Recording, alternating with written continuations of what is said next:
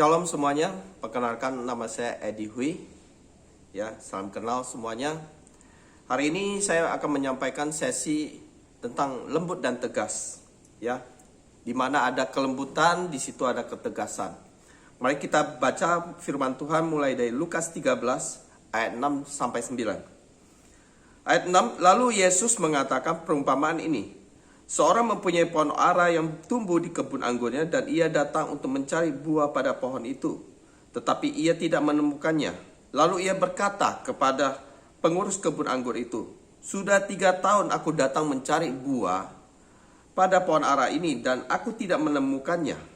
Tebanglah pohon ini, untuk apa ia hidup di tanah ini dengan percuma?" Jawab orang itu, "Tuhan, biarkanlah dia tumbuh tahun ini lagi. Aku akan mencangkul tanah sekelilingnya dan memberi pupuk kepadanya. Mungkin tahun depan ia berbuah, jika tidak tebanglah dia." Nah, firman Tuhan di Lukas 13, 6-9, Yesus memberikan satu perumpamaan bahwa seorang yang mempunyai pohon ara yang tumbuh di kebun anggurnya. Ketika orang itu mempunyai pohon ara, orang mempunyai kebun, yang diharap adalah buahnya, bukan hanya pohonnya. Ya, jadi ketika Yesus memberikan satu perumpamaan tentang seorang yang mempunyai pohon ara yang tumbuh di kebun anggur, ketika ia datang mencari buah, dia tidak menemukan buah. Nah, orang pemilik kebun itu adalah, kita berbicara Allah, seorang bapak. Nah, lalu ia berkata kepada pengurus kebun anggur. Nah, pengurus kebun anggur itu kita tahu adalah Tuhan Yesus. Ya, bahwa dia berkata kepada pengurus kebun anggur, "Sudah 3 tahun aku datang mencari buah." Ya, ternyata pemilik kebun anggur itu sudah menantikan selama 3 tahun. Tetapi dia tidak mendapatkan hasil buah. Nah, sehingga dia berpikir, buat apa pohon ini kalau tidak berbuah? Bukankah kita sebagai pemilik kebun selalu ingin mendapatkan buah? Kalau tidak berbuah terus, yang mendingan kita ganti pohonnya. Nah, ketika pemilik kebun itu berkata kepada pengurus kebun anggur itu, "Tebanglah pohon ini." Nah, ternyata kita tahu pengurus anggur itu mempunyai hati yang lembut. Dia meminta kesempatan kepada pemilik kebun anggur itu supaya diberikan waktu 1 tahun lagi. Nah, apa yang dilakukan pengurus anggur itu? Bahwa dia akan mencangkul tanah sekeliling dan membeli pupuk kepadanya. Ini berbicara adalah kasih Tuhan kepada setiap umat manusia yang mau diberikan kesempatan. Dia ingin membangun setiap umatnya, Tuhan, supaya mereka bisa tumbuh, mereka bisa menghasilkan buah. Nah, di sini kita bisa lihat sifat kelembutan dari Tuhan Yesus. Nah, tetapi di ayat ke-9 dikatakan, mungkin tahun depan ia tidak berbuah, jika tidak, tebanglah dia. Ya, jadi kalau Tuhan Yesus juga memberikan satu penegasan, yaitu jika tahun depan dia berbuah, tetapi jika tidak, tebanglah dia. Artinya, di mana ada kelembutan, di situ ada ketegasan. Nah, kita tahu hidup ini adalah berbicara keseimbangan. Ya. Nah, hari ini kita belajar bagaimana kita memiliki sifat lembut tapi tegas. Ini sangat penting di dalam keluarga kita sebagai orang tua, sebagai ayah dari anak-anak kita, juga kita di dalam kehidupan kita bersosial, juga di dalam kehidupan pernikahan kita. Ya, kita berani berkata tegas kalau itu kebenaran. Ya, kalau kita juga harus mempunyai kelembutan di dalam berhubungan antar sesama. Karena tanpa kelembutan, maka yang akan terjadi adalah luka. Nah, kita mengambil sebuah ilustrasi bahwa banyak orang di luar sana yang seakan-akan lembut itu adalah sebuah kebaikan. Tetapi ternyata kelembutan aja tidak cukup. Ya, karena kalau tanpa ada didikan, maka akan membuat segala sesuatu itu menjadi yang seakan-akan benar seperti tidak benar, dan yang tidak benar seakan-akan menjadi benar. Nah, hari ini kita belajar ada 4 tipe pria. Di dalam hubungan mereka mengajarkan sesuatu, di dalam keluarganya, di dalam kehidupan mereka. Nah, pria yang tinggi ketegasan tapi rendah kelembutannya menghasilkan anak-anak yang pemberontak. Ya, kalau kita bicara pria itu cuma tegas dalam mengajarkan kepada anak-anaknya, tapi tidak mempunyai waktu, tidak mempunyai kasih, tidak mempunyai perhatian, maka anak-anaknya tidak akan merasakan kasih, tetapi justru mendapatkan hukuman karena ketegasan seorang ayah. Maka kita percaya anak-anak itu akan menjadi anak-anak yang pemberontak. Dan suatu hari anak itu bertumbuh, anak itu juga akan menjadi orang yang keras. Karena tidak ada kelembutan yang diajarkan orang tuanya. Nah, demikian juga ada pria yang tipenya ada rendah ketegasan, tapi tinggi kelembutannya. Ya, artinya apa? Pria ini tidak bisa berkata tegas pada anaknya ketika anaknya itu melanggar. Tetapi dia justru membiarkan anaknya. Ya, sehingga tidak ada aturan. Nah, sehingga jika kita mendidik anak demikian, maka pastilah anak yang muncul itu ada anak-anak yang manja. Anak-anak yang tidak mau ditegur karena tidak pernah bapaknya menegur sekalipun. Dan anak-anak itu akan melihat segala sesuatu itu tidak sesuai aturannya. Karena tidak ada pernah diajarkan bagaimana hidup dalam ketegasan di dalam kebenaran. Nah, ketiga ada tipe pria yang rendah ketegasan tetapi rendah kelembutannya juga. Nah, ini juga dia sama sekali tidak tegas, sama sekali tidak mempunyai kasih. Nah, dalam hal ini anak tidak akan merasakan bahwa dia itu diperhatikan, diajar, dididik, tetapi dibiarkan begitu saja. Nah, anak-anak yang tumbuh demikian pasti akan menjadi anak yang gampangan. Segala sesuatu dianggap gak apa-apa, gak penting itu, atau menjadi cuek. Ya, karena tidak ada perhatian orang tua, tidak ada kasih. Ya, jadi anak-anak yang tumbuh demikian akan menjadi anak yang gampangan. Nah, hari ini kita belajar yang melakukan yang tipe keempat, yaitu pria yang tinggi ketegasan tetapi tinggi kelembutan. Ini yang diajarkan oleh firman Tuhan tadi di Lukas 13 ayat 6 sampai 9, bahwa Tuhan mengajarkan ada sisi kelembutan tetapi ada ketegasan. Ya, banyak orang mengikut Tuhan melihat Tuhan itu dari sisi kelembutan saja. Bahwa Tuhan itu pengasih, Tuhan itu Maha Pengampun.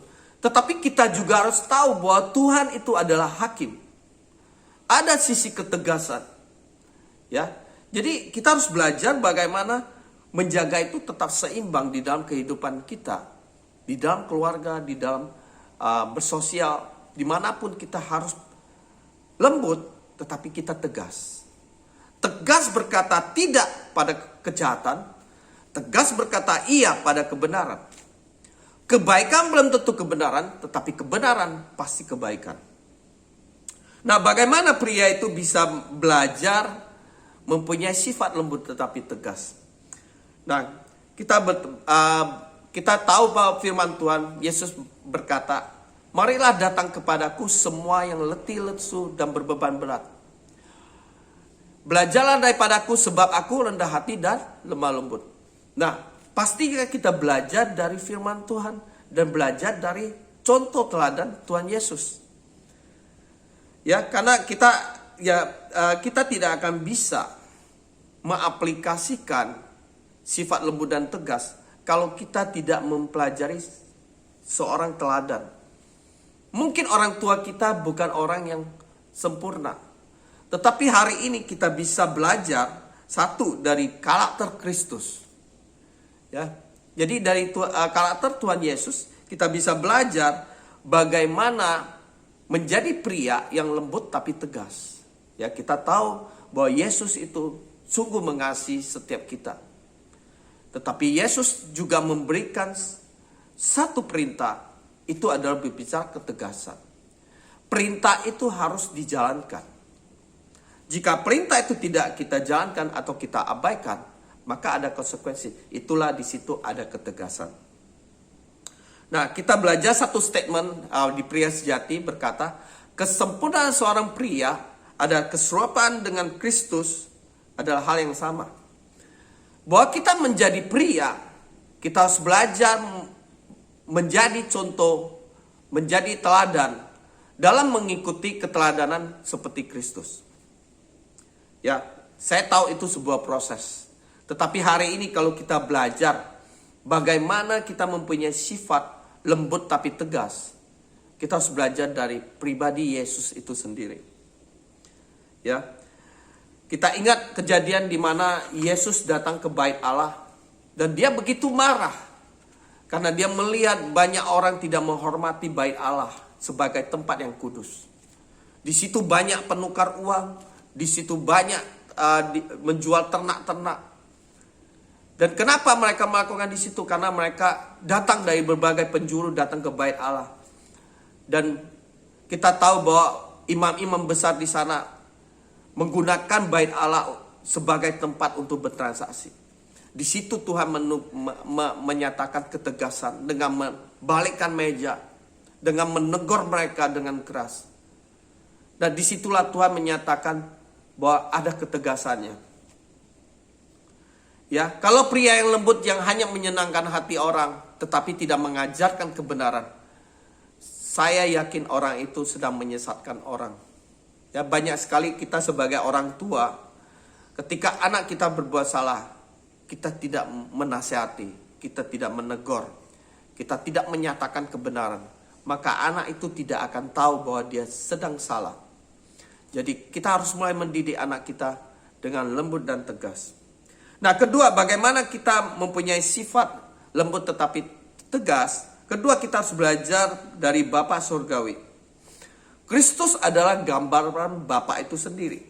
Ya, banyak pria kehilangan gambar Bapa sesungguhnya karena dia melihat Bapa di dunia ini tidak sempurna. Ya, kita tahu Bapa kita tidak sempurna.